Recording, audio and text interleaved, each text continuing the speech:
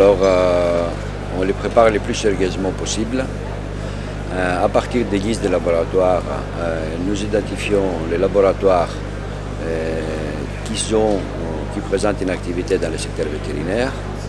Deux, on identifie des laboratoires qui travaillent dans les pathologies et qui sont dans nos cibles stratégiques. Trois, on regarde également les laboratoires qui ont des technologies, des plateformes technologiques à proposer. Et une fois qu'on a fait les tris sur ces trois niveaux, on regarde également le pédigré de la société en termes du management et de son expérience depuis qu'ils existent. À partir de cela, on fait les listes, on prend des rendez-vous et on vient pour les rencontrer. On fait des réunions, on échange des informations et quand on revient à CEVA, on fait une sélection des sociétés que nous avons rencontrées.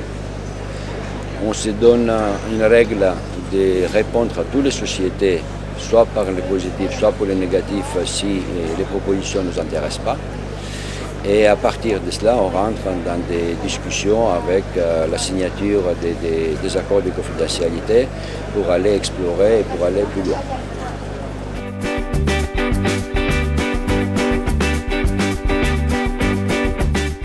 Alors, d'abord, il faut préciser que l'innovation, c'est l'implémentation d'une idée sur le marché.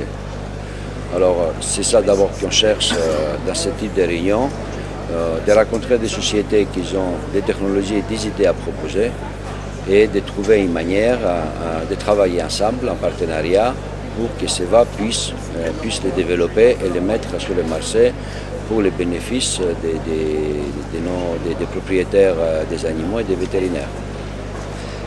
Alors, les tendances qui se dégagent, c'est d'abord, on constate depuis de nombreuses années une explosion de tout ce qui est biologie moléculaire. Deux, on voit les mariages entre l'informatique et les médicaments, dans tout ce qui est, c'est ça qu'on appelle e-santé. Et trois, ça reste toujours la plus problématique du marché vétérinaire, la meilleure utilisation et la facilité avec laquelle nos médicaments puissent être utilisés par les propriétaires et par les vétérinaires.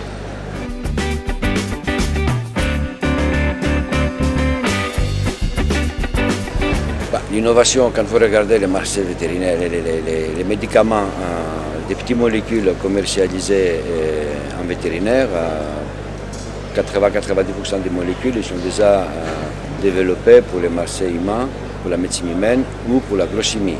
Alors je veux dire, on est constamment dans l'innovation et dans les collaborations avec des partenaires, soit humains, soit dans l'agrochimie, pour voir des molécules. C'est-à-dire toute la gamme de CEVA aujourd'hui, c'est des molécules qui sont fruits d'un moment donné ou d'un autre d'une collaboration avec un autre laboratoire.